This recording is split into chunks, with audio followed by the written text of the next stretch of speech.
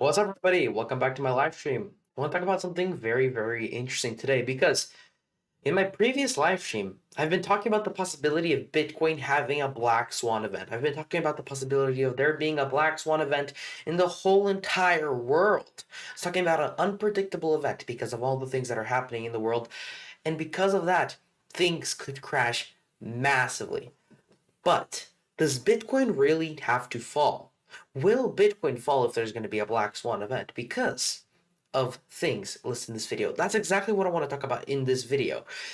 Altcoins, cryptocurrency in general, has a chance to win, has a chance to not fall because of three main factors, and that's what I want to talk about in this video. So let's get straight into the charts. So first thing I want to say is that Bitcoin, ever since my previous video, has in fact reacted how I was talking about Bitcoin reacting. My previous live stream was made right over here, and after that, Bitcoin has crashed, and I was talking about this crash could happen.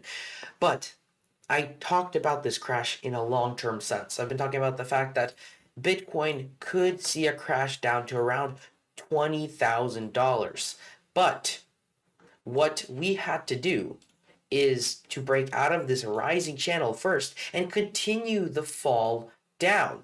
And look at this. We have broken to the downside of this rising channel and are seemingly continuing to to fall down. But for Bitcoin, there's an interesting chart pattern that it is making. Bitcoin is making this ascending, broadening wedge, which is a potential bullish pattern if we manage to break out.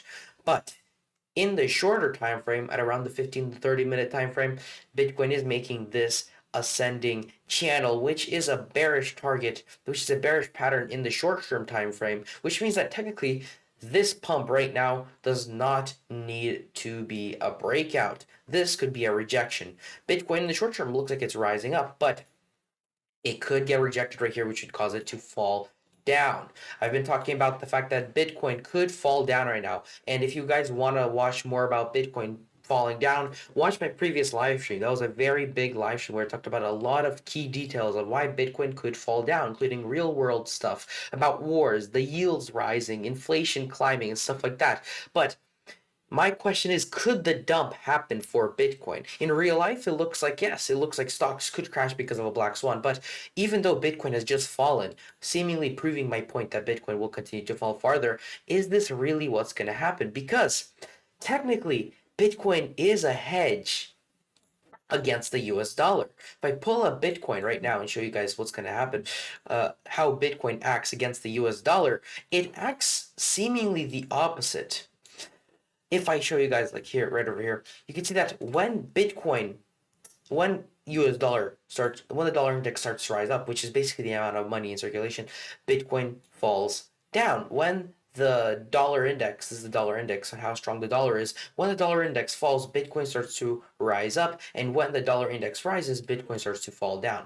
Right now, the dollar index is seemingly at an incline and has been rising for a while. I actually predicted this rise back over here in August the 22nd, and I was talking about the possibility of Bitcoin rising but the dollar index rising just because we had this pattern on the dollar index. And look at this, we actually broke up and had this pattern. Technically, this pattern is now ended and it has reached the pattern target at 106 points. And now this pattern is irrelevant. And the question is, does the dollar index fall or does it continue to rise? Since Bitcoin is a hedge against the dollar, technically, when the dollar index will fall, that's when Bitcoin will start to rise. Now, Bitcoin is not just a hedge against the dollar, it's a hedge against money itself, against fiat itself. When there is printing in the money, when there's printing in the US dollar, which in turn is the reason that this dollar index falls, it's because there's an increase in circulation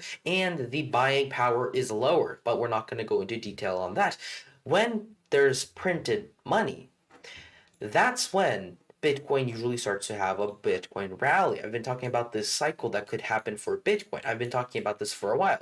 When there is money being printed, Bitcoin seemingly starts to get stronger. And there's an indicator for this. There's a very big pattern, and that is the year over year global money change. And this shows the amount of money being printed per year. And what's interesting is that right over here, if we go back in time, you can see there was a very interesting money being printed back over here. This chart does not show if there was more, I mean, if money is printed or it's not printed. This is showing if the currency circulation is getting bigger or smaller, and at what rate is it getting bigger and smaller. So if technically Bitcoin is going to rise since it's a hedge against the US dollar, what Bitcoin needs is a significant rise in this increase. It needs an increase in the dollar's supply. What that means is that Bitcoin needs printing of the US dollar. Since Bitcoin is technically a hedge against the US dollar, it needs printing. You know what else is a hedge against the US dollar? Gold and silver. Let me show you guys gold and talk about that, and silver, because gold and silver look very, very interesting right now. If I pull up gold USD and show you guys what's happening with basically gold, you can see that gold has been rising for a while, and it has started rising ever since the 6th of October, which is very, very interesting considering that the dollar index has started to fall 3rd of October. Gold is also a hedge against the US dollar, just like Bitcoin, and gold has been rising for a while now. And Bitcoin's almost the same exact thing. Bitcoin has a nickname, it's the electronic gold. And technically, because Bitcoin is a hedge against the US dollar, if the dollar starts doing worse, if money is being printed, which I talked about in the previous live stream about how the dollar needs to start printing money because of all the wars, like I said, the yields, the interest rates starting to rise, it starts printing money. When there's a recession, what does the government do? The Fed starts printing money to bring the interest rates down, to bring the market back into the normal self. If we go back into 2019, right over here, we had a crash in Bitcoin. Of course, there was a whole entire global pandemic that happened in 2019 that caused Bitcoin to fall down from $10,000 all the way down to $3,000, and this affected everything. But what happened? What caused us to rise all the way back up to $10,000 initially? That's because the Fed lowered interest rates and the government continued to print money. Printing money caused Bitcoin to rise back up because Bitcoin's a hedge against the dollar. So technically, if Bitcoin is gonna start rising, we need to see money printing. And if money's gonna be printing, if the dollar's gonna start doing worse and worse, we're gonna see Bitcoin start to rise. Not just because Bitcoin is a hedge against the dollar, but because people will start putting their assets into Bitcoin looking for a safe haven. For example, we see this guy. This is a legendary hedge fund manager, Paul Tudor Jones. He said, this is from Bitcoin News, but he says, and I quote, he prefers to hold Bitcoin and gold in his investment portfolios during times of financial uncertainty, such as the current US fiscal situation. This fund manager also believes that the US is in a very bad situation, and he prefers having his investments in Bitcoin and gold. Listen, he says gold and Bitcoin because they're both a hedge against the US dollar. The sentiment for Bitcoin is starting to rise, and that's the most important part for Bitcoin. When Bitcoin fell down in 2019, the reason it fell down is because many people associated Bitcoin as a very risky asset. It was an asset that was much more riskier than stocks. And that's why Bitcoin crashed right after tech stocks. Tech stocks are one of the most riskiest assets when you can hold. And that's why tech stocks start to fall first. Bitcoin sentiment starts to fall. People start being afraid and they take their money into safer assets. But this time something's different. This time Bitcoin is acting more like gold. This time, money, the dollar itself, stocks itself are looking very risky, and many billionaires, many big companies are starting to put their money into very safe assets like non-US dollar assets, assets like gold, assets like Bitcoin. If this continues, then Bitcoin could see a very big increase of demand, a very shortage of supply that could cause Bitcoin to start rising up. And technically, when the dollar well, if the dollar goes into a recession, if there's going to be a black swan in the future, where could people start putting their money to? Something, where would the money be going? Technically, I believe that money would start going into Bitcoin and gold. Gold specifically. Looking back, like I said, gold's already rising. It could continue to rise.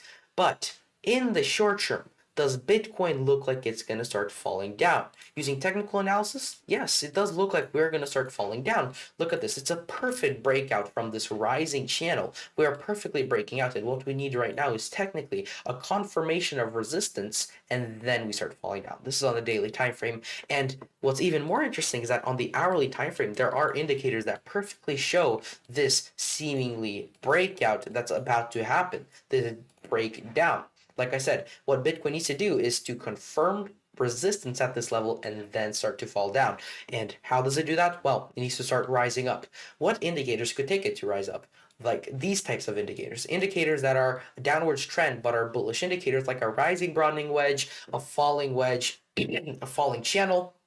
Those types of indicators could cause us to rise up to this resistance level, and that's where the big decision comes for crypto, because if crypto can break above this level, this dump down that I've been talking about for a while, this black swan event just might not happen. This could all be saved depending on what we do in the next couple days, this week exactly. Bitcoin, depending on what it does right now, could either fall down to $23,000 or rise up all the way to $30,000. And if it does rise to $20,000, there's one thing you guys got to talk about, and that's the fact that we are not out yet. We have more resistance levels at this $30,000 level, and that's what I talked about in my previous live stream, but I want to go over it one more time for you guys. I talked about in my previous live stream how there's a ton of technical analysis supporting the theory of Bitcoin falling down, which still could happen, but I mentioned in my previous video about the fact that Bitcoin could be saved if it just confirms support above 30,000 and it rises above 32,000. If Bitcoin rises above 32,000, it's getting saved from falling down to $20,000. Looking at technical analysis, it does not look that great because we broke out of this level, but if this turns out to be a fake out and we rise back inside of this level, then the next place for us to go to is around $30,000 area. We need to break this resistance level because this is a huge resistance level from the Fibonacci retracement. This Fibonacci retracement shows us that the most likely target for Bitcoin to rise up to before reversing is 0.618. 29,200 is the precise number. And Bitcoin needs to break that level to be 100% bullish. As long as Bitcoin's beneath the 0.618 level, this can just be an ABC correction wave, which, speaking of which, looks like Bitcoin is inside of an ABC correction wave. Bitcoin looks like it's doing a cycle. If we go back in time to 2022, November 2022, we were at $15,000. And I talked about this a lot, so I'm just going to make this very, very short, very, very quick. But we made a seemingly 5-wave move, Elliott wave, that took us to $30,000. And after these Elliott waves happen, we usually have a fall down to around the 0.618 to the 0.5 level before continuing to rise. And I agreed with this because Bitcoin rose a lot. Technically, it needs some consolidation. It needs a little bit of rest. And if we look back in time, you can see that we have been resting, just going sideways between 31,000 and 25,000 for already almost a year. Bitcoin needs to do something. Technically, it could fall down to $21,000. If it does, that's it. We're going to beeline up to around $40,000. And that's why, even if Bitcoin falls right now to around $20,000, it's 100% not going to stay there for long, because as soon as it taps this level, people are going to know that it's oversold. People are going to start buying. It's going to start rising up. Bitcoin's a hedge against the US dollar. The US dollar is not doing that great. So even if Bitcoin falls in the short term right now to around $20,000, even if it does not manage to rise up to $29,000, even if it falls down, it will still rise straight back up very, very fast, like it did in 2019 for this pandemic. Because as a hedge against the US dollar, Bitcoin sentiment is changed, and it might not even fall. We have hope, and that's what I'm talking about for this. Now, there are other currencies, there's other altcoins on crypto that are also seemingly getting, like, looks like they are getting more support. Like, for example, Ethereum. Ethereum's an altcoin that is seemingly getting more support. And what's interesting is that Ethereum is seemingly different than Bitcoin on the charts. It looks completely different. You can draw this bull flag. It's a seemingly bull flag on Ethereum that technically a lot of people are saying it's bullish and Ethereum should be breaking out very, very soon. And I want to talk about this for a bit because Ethereum looks completely different compared to Bitcoin. If I pull up the Bitcoin chart and just show Ethereum versus Bitcoin side by side, you can see there are some key differences. Of course, there's a lot of things that look almost exactly the same. It looks almost identical. Bitcoin has having this 5-wave move, but this is where it changes. Bitcoin has another leg up right over here, a seemingly last leg, which causes this to be a 5-wave move Elliott wave. But instead of Ethereum also having that last leg, this leg never reaches to the previous higher high and it becomes a lower high, which means that Ethereum enters a seemingly falling channel state, which is a very bullish thing. Since we're on the daily time frame, this indicator is actually gonna take forever to break out. But once it does, it's a very big breakout that could happen. This target of this bull flag, depending on where we break out, let's say we break out after we fall down to this level, we could rise all the way to around $2,300. From where Ethereum is right now, that's a 50% pump. That's a very good rise. But since this is on the daily time frame, since this is a very big indicator, we don't need to do that for another while. So Ethereum needs to break out of this channel, but as long as it's bouncing around inside of this level, it can continue to rise, it can continue to fall until it breaks out. But the resistance lines continue to take us down. And for breakouts to the upside, of course, we need to tap the resistance and break it. And as you guys can see, we have confirmed resistance at that level. We have started to fall down. And since we have started to fall down, the next place for Ethereum to fall down to after confirming the resistance is usually tapping the support. If we tap the support, that's where the bullishness comes back in. Where could this support be? Well, this could be, just like for Bitcoin, it could be the 0.5 to 0.618 level of the Fibonacci retracement. And what's interesting is that the Fibonacci retracement for Ethereum is a little bit different than for Bitcoin. For Bitcoin, the Fibonacci retracement had its levels down over here. We never reached them. But for Ethereum, we have reached that level. We have tapped the 0.618 level. So what I'm saying is that Ethereum, if it right now falls, could fall down to the 0.786. Don't get me wrong. This could still be just a tap and rise up, just like for Bitcoin, because just like Bitcoin, Ethereum is also an altcoin, and so it joins Bitcoin in the hedge against the US dollar. Everything's decentralized. There's no trust. It's completely opposite to fiat currency. There's different sentiment, and all that needs to happen is for people, for traders to understand that there's no sentiment. There's no trust required. That is completely different to fiat currency. The reason Bitcoin fell back in the past, the reason crypto falls, is because it's looking as if it's the same. People take Bitcoin the same as they take stocks. That's why Bitcoin is correlated to stocks right now. If we want 100% divergency, if we want Bitcoin to start rising independently, we need people to understand that Bitcoin is not the same as stocks. And that's where this pandemic, this black swan that might happen could show people that Bitcoin is different.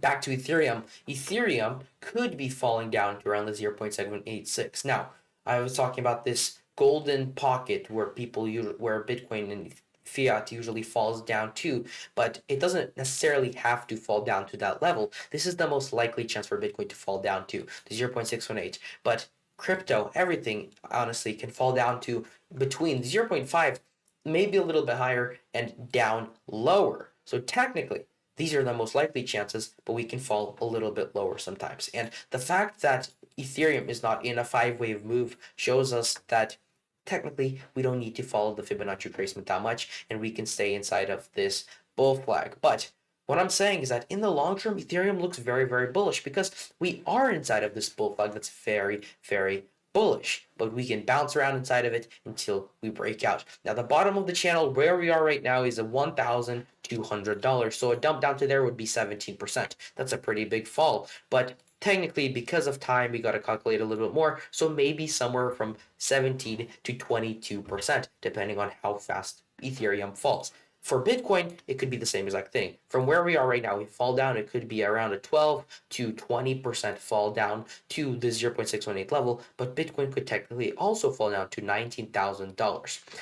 Ethereum is correlated to Bitcoin. So technically when Bitcoin falls, Ethereum also falls. Ethereum is usually much more volatile than Bitcoin because it's a less it's much it has it's a coin that has a much less market cap. So when a trader comes in and trades, they're using a bigger percentage than for Bitcoin, and so the price is much more volatile for Ethereum and for Bitcoin. That's why you can see some coins that rise up 50% in just one day compared to Bitcoin that rises 2% in the last week because different charts and there's different levels of prices. Now, with that being said, I want to show you guys a couple more indicators for Ethereum, a couple more resistance levels that show in the short term we could see this crash down.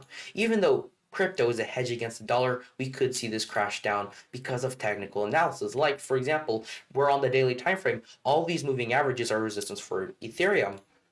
Ichimoku clouds above us, and so many other resistance levels. We're just below all of this. We just tapped the resistance level, and Ethereum needs a little bit more time to settle down.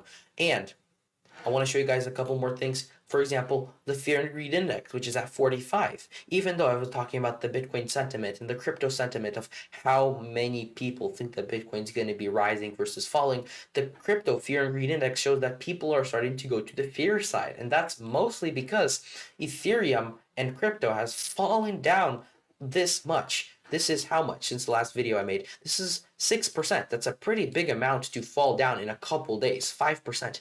And so it's logical that the fear and greed index has started to fall, but surprisingly, it has not fallen as much as most people would think. And because of that, I still believe that Bitcoin, even if it falls down right now in the short term, as soon as it falls down to $20,000, it's not going to stay here long and it's just going to shoot back up because it's a hedge against the US dollar. Back to Ethereum. Ethereum on the shorter time frame, look at this, is also getting rejected from these moving averages. It's also starting to fall down. Everything is kind of pointing to a short-term correction for Ethereum, for crypto, for altcoins in general, but a long-term bullish pattern. For Bitcoin, it's just short-term 20% fall to $20,000. And for Ethereum, it's a fall down to around 1,200, which is also 20%. But for both of them, what they do is they confirm support and they start to rise up. Does this cross cryptocurrency analysis make sense to you guys? If so, leave a like down below. Subscribe if you haven't already because this is very interesting and I talk about this a lot.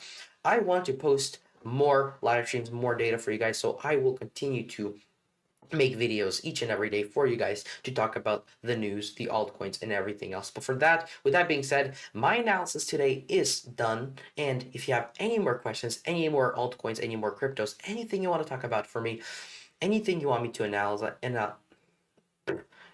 anything you want me to look at, I will talk about it in the next video. And all you guys gotta do is leave a comment down below describing about what coins you guys want me to talk about. And with that being said, I'll see you in the next video.